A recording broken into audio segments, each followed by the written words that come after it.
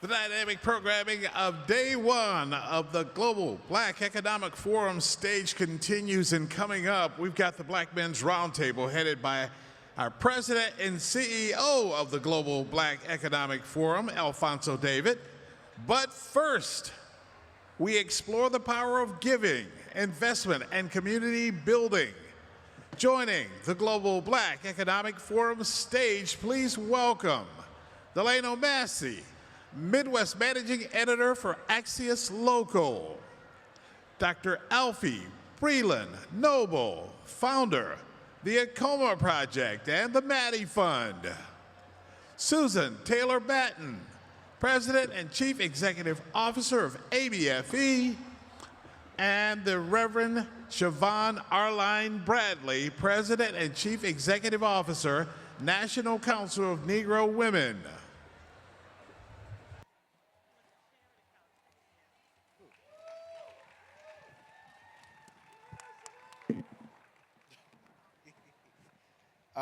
Well, good afternoon. Good afternoon. I would say, thank you for having us. Thank you for showing up. It's really hot outside, so you could be many other places, which would be cool.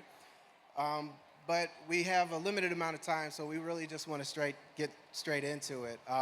You don't know me, I'm Delano Massey. I'm managing editor of Axios. I also write a lot, so I think a lot about the intersection of all of the things that we're going to talk about today. And at some point, I've either covered it or I've led coverage about it, just thinking about our community and being in this space. So, we've had conversations, and really what you all represent is like an ecosystem, and what communities might need in order for communities to sustain. And I wonder, if we could just start the conversation by, sort of laying out, what your personal why is and the work that you are doing. So, hi everybody. I'm Dr. Alfie. My personal why is to create space. I remember a long time ago, I worked with a pastor on some research when I was an academic. This is before this life. And I remember she taught me something I've never forgotten, and it really describes my why. And she talked about how anybody older than probably 30, 35 remembers those old tables in the dining room where you would pull the table apart and you would put a new leaf in there to make the table longer. That's my why. My why is to create a larger table, to create as much space as possible with my philanthropic and nonprofit work, so that everybody, like the folks who look like us in here, has an opportunity to be at the table and make decisions about how they're going to take care of themselves and their communities, because they have the expertise. So that's my why. Yeah, hey everybody. I'm Susan with the Association of Black Foundation Executives, or ABFE. My why is that, I learned from my parents about the importance of the village, and the need for what some people call philanthropy, but what we call taking care of each other and loving each other. My dad was a longtime school teacher in Brooklyn, New York, and on the weekends he ran homework clubs in our basement. My mom was a community health nurse and helped raise generations of families in a tough neighborhood in Long Island, New York. And so they instilled in me the responsibility to take care of our people. That's my why. Yep. Yeah. So hey everybody, I'm Reverend Siobhan. I think one of the things that pushes my why is my son. I'm a boy mom, and when you think about the investment in black children and black families, the ability to be able to survive is based on the investment of our people. And the only way he will survive is if others see him not as a threat, but as a thriving black man in this country in the future. And so my why is really about how we build a community of people that see investment as a part of a civil rights strategy, that the way that we give shows up in the way that we live. And I think that even in this Essence Festival, I'm looking at all the families that are out here. The why is seeing my people thrive and advance. And our children have to see us thriving in order to want to thrive. So that's my why. Yeah. So I'm not sure if you've noticed, the last couple of years have been different. Yeah. Been different challenges. We've seen rollbacks in DEI. We've also seen a lot of funding cut through DOGE. We've seen an increase in unemployment and a lot of erasure or changing of history and the narratives. When you guys think about like what is important in terms of preserving and building and sustaining communities, I think I was telling you earlier, I was looking at a video of Ambassador Andrew Young, and he said that this particular time frame is probably the worst in his lifetime, which said quite a bit in nearly 100 years. So what do you guys think about the urgency of this particular moment, and sort of what we're facing and how that actually intersects with the need to build community, to fund community, and also thinking about like what it takes to sustain mentally? I'll start. I run one of the oldest black women's civil rights organization founded by Dr. Mary McLeod Bethune. We all know our history about Dr. Bethune. We are an organization on Pennsylvania Avenue with the only black and woman-owned building on Pennsylvania Avenue. The reason why that's important when we think about legacy and longevity in history is that our spaces in history are literally at the verge of an intersection of either erasure or consistency and sustainability. Part of the reason why it's important to talk about it at this moment is that our ability to finance ourselves, fund ourselves, and support ourselves, it's about really proximity to power and then sustaining that power. I will lay down my life before we lose that piece of real estate on Pennsylvania Avenue, because it's a symbol of Dorothy Height. It's a symbol of Mary McLeod Bethune. It's a symbol of all the ancestors that came before us. And I will offer this. As we're sitting in these spaces, this attack on diversity, equity, inclusion is an attack on blackness. And when you have an attack on blackness, it's an attack on you and me sitting in this room. And so I think it's really important for us to understand that FUBU label, for us, by us, was never a pun. For us, by us, with us, about us, right? It's about how we keep each other in play.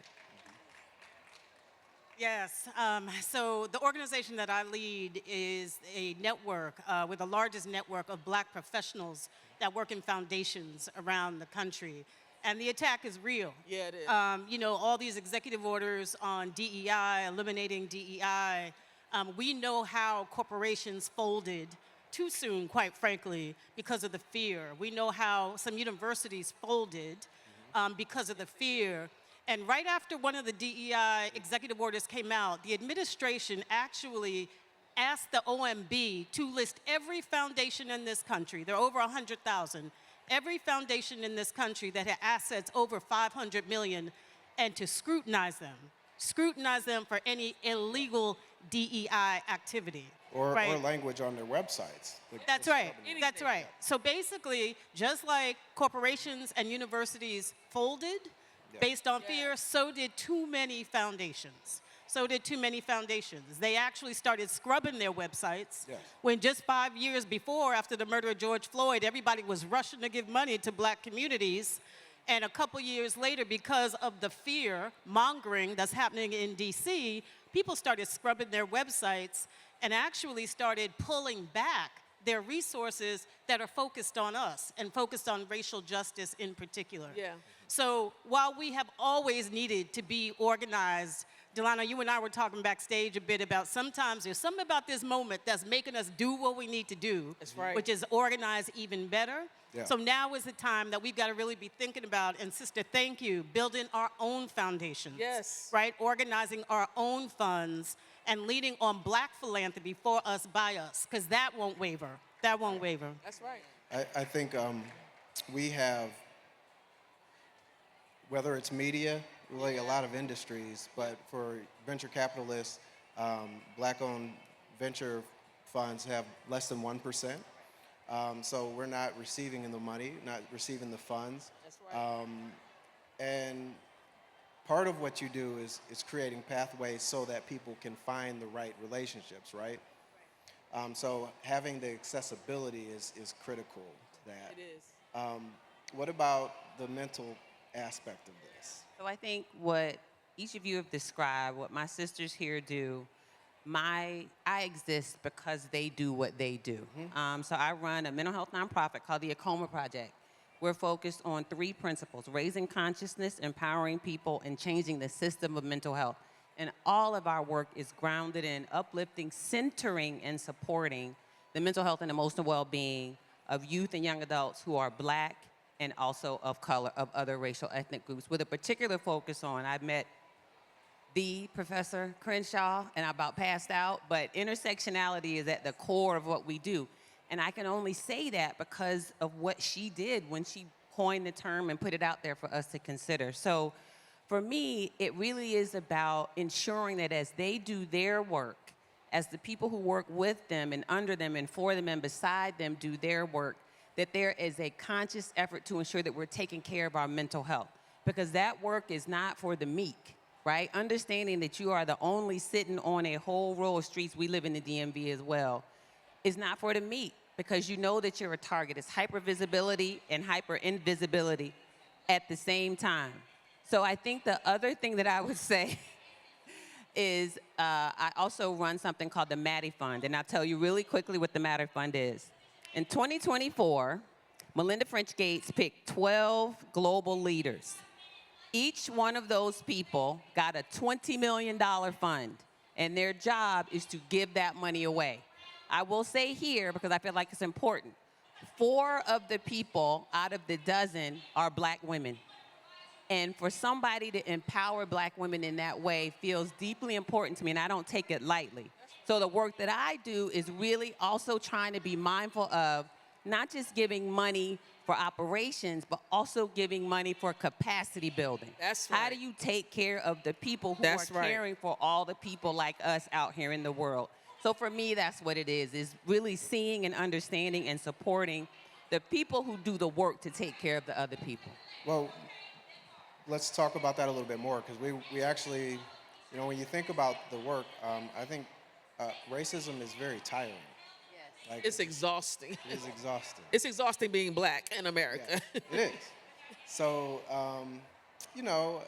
there are often times we don't think about that. We were talking about that, like with media, that I'm just going through it and covering it over and over again.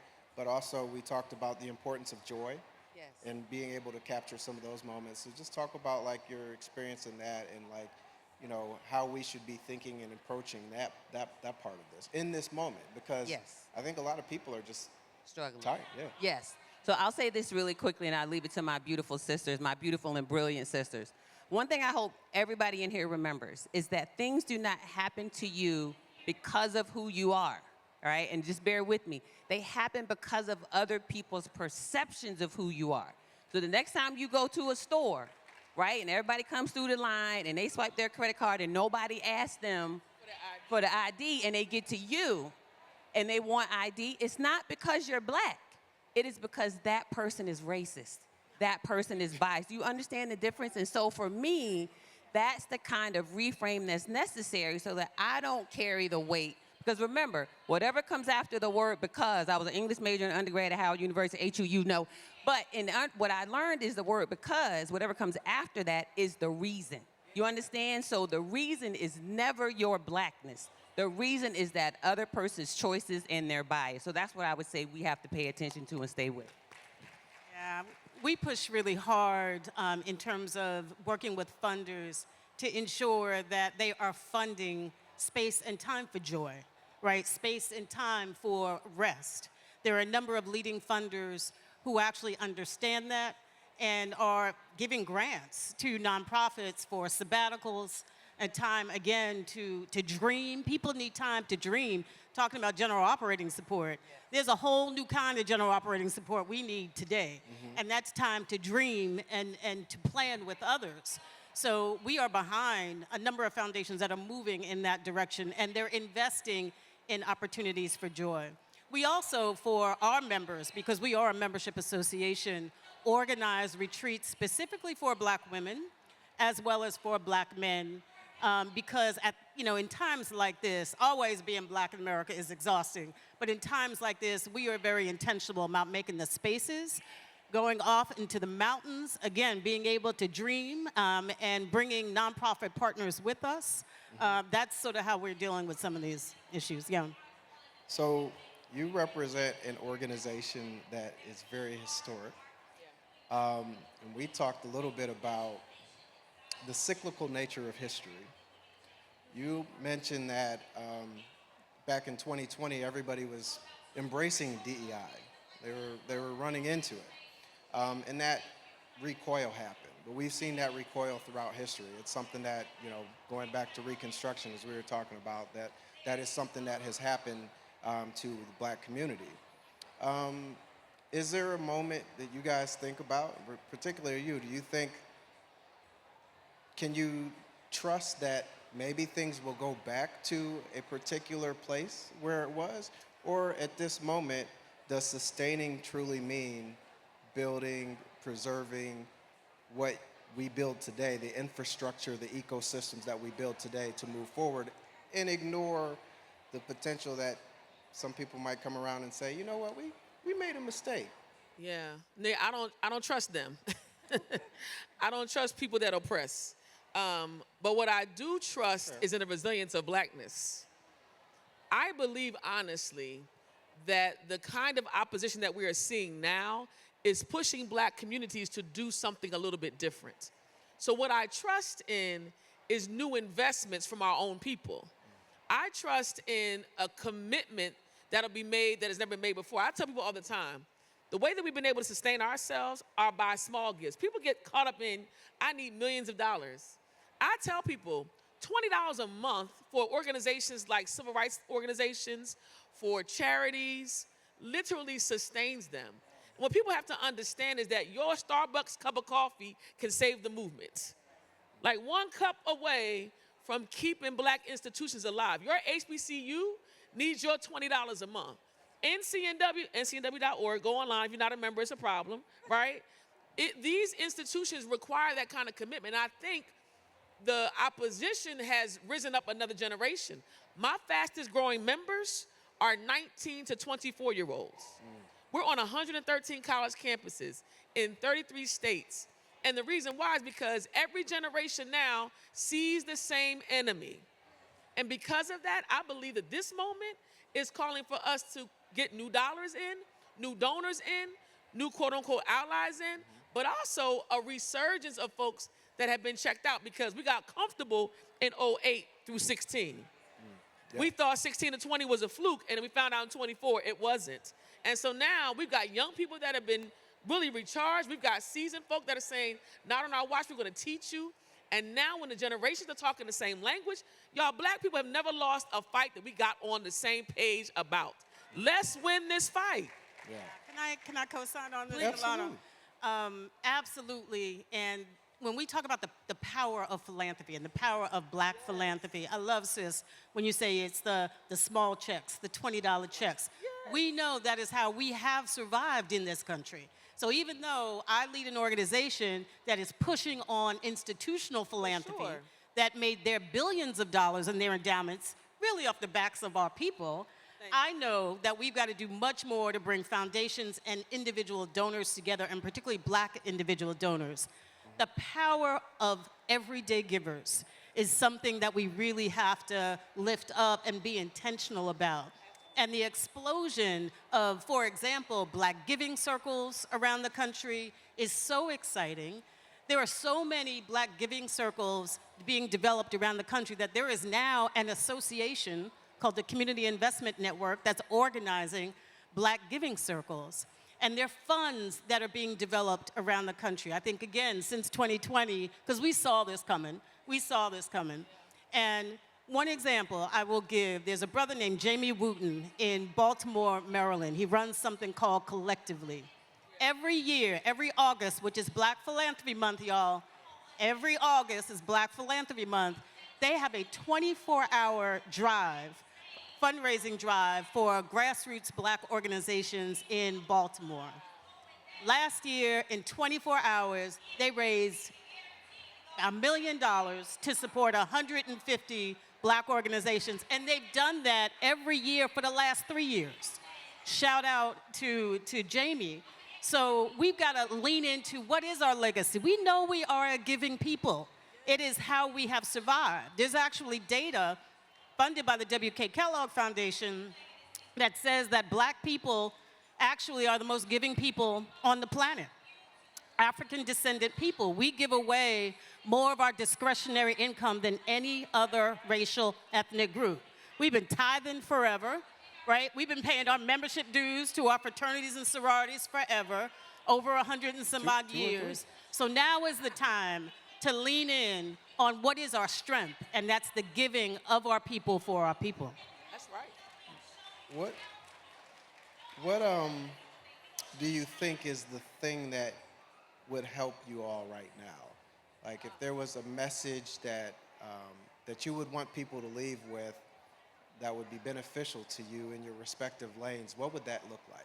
For me, I think it is that every single one of us can give something. So if you can't give money, you can give your time. If you can't give your time, you can share your talent. Maybe you are an artist and you can create some art that a nonprofit would benefit from. Maybe you're a person who knows of a young person, because so many young people, I've met so many who are developing their own nonprofits and doing their own activism. Maybe you know someone. Get them connected with people like this so they can have insight and they don't have to reinvent the wheel, figuring out how to build up and grow up. So I think every single one of us can do something. And my challenge to everybody in here today is to find one Black-led organization. It can be a COMA, it can be any of the NCNW, it can be any of these organizations up here, and figure out what you can give. But find an organization and figure out what you can give. I think that's what we can offer. I would share, thank you for that. Because you just mentioned, Sister Alfie, some people's definition of philanthropy. That's a big fancy word, right, that didn't come from us. But some people describe it as the giving of time, talent, and treasure. Treasure is the money. Time and talent is really, really important, right? And one of the things I will share with you, the studies and the research that we have on Black-led nonprofits in this country and what they're going through right now. That fear that I said is coming out of Washington, D.C. and threatening foundations that will pull your 501c3 status if you fund illegal DEI activity is actually rolling down and hitting Black nonprofits very hard. We know that some foundations, and let me be clear, Black CEOs in foundations are holding the line, Yes, they're pushing forward. Yes, but we are still a small percentage of the number of leaders in the field of philanthropy, in foundations, right? But it is really, really important that we think about the threats that Black nonprofits are under right now. I've talked to more lawyers than I have cared to talk to over the last couple of years. Yeah. And many of them, nonprofits, need support around legal counsel. They need support around crisis communication, because they are under the radar. And it's not just the administration. In red states, attorney generals are coming after Black organizations. If you say your work is Black, you have a target on your back these days. And so we are trying to do more to get pro bono support, and just want to shout out Damon Hewitt, Lawyers Committee for Civil Rights Under the Law. Straight up. He stood up an entire program, a couple of years ago that's providing pro bono counsel to organizations led by Black folks. So you don't have to be afraid. You can call, you can pick up the phone and call and get some legal counsel. So the giving of talent and your giving of your time, we need Black lawyers. We need Black communications specialists to actually make these relationships with Black nonprofits, because we're under threat. We're under threat. That's absolutely amazing.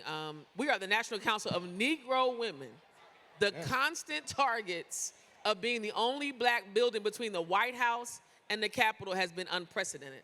There's two things that we need. I think one, you talked about it, which is small donations. If you're not a member or affiliated, or if you have small dollar donations, go on websites right now. Like, pull out your phone, go to ncnw.org, go to NAACP, go to AFI, go to these organizations, give a small donation. But here's the second thing, social media. Follow Black institutions online and help our algorithms. We don't talk about this enough.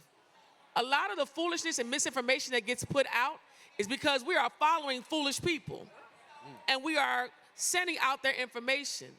Deal with accurate institutions that are giving out the right information.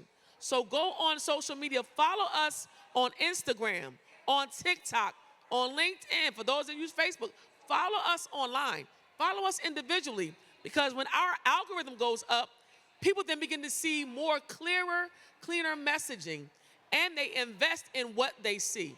The last thing I'll say is, don't forget to invest in Black children. Making sure that we get opportunities for our babies. We have a program called BHCP, We're giving students $5,000 each to pay towards their tuition. Please support organizations that support black families. It's the way we sustain ourselves. Yeah. I think we're about to wrap. Yeah. One thing that, if there is a word that you could think of, just quickly, Yeah. what is the word that comes to mind when you're thinking about community and what is needed to sustain community? What is, if you could think of a word A word? that when you think about what's necessary to sustain community and to sustain a black community, like what is that? I would say empowered. And when I say empowered, I mean embodying the power that is within you. That's all I mean when I say empowered. I would say that's what it is. Mine is self-determination. Ain't nobody coming to save us, for us, by us. I would say bold collective, right? I'm combining my words because blackness cannot be contained. It is bold, it's beautiful, it's bodacious, it's bad, it's big. And bold collaboration of blackness means that no matter where you come from, no matter if you got a degree or not, whether you from the north, south, east, or west, if you black, you bad. And you woke up that way, and that collaboration and investment allows us to do great things. So bold collaboration. All right. I mean, that's it. All right. Well, thank you. Thank Appreciate y'all. you guys. Thanks, y'all. Thank you. Make you walk,